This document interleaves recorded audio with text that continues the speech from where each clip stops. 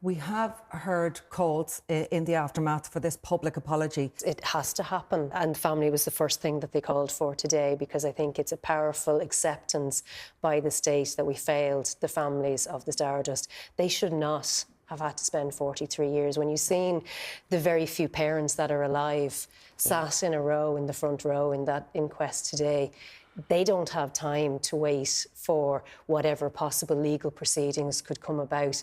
They need something now, a response from the state, and the state to accept that they failed them. They were failed by the justice system, they were failed by the state. They campaigned, they had sit-ins in Leinster House, they had sit-ins in ministers' offices, and it took them fighting. They had to fight the whole way by themselves against every obstacle, against every pillar of power in this state to get to where they were today. And I think the least we could do now is apologise to the state that you were failed, and the community around the Stardust was failed, because the ripple effect of this tragedy is felt across the North City.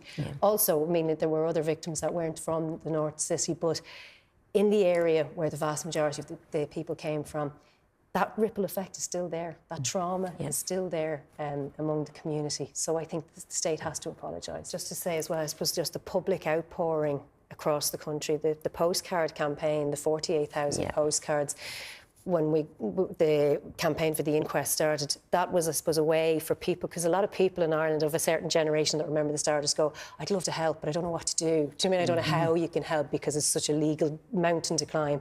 So the postcard campaign was such a simple thing.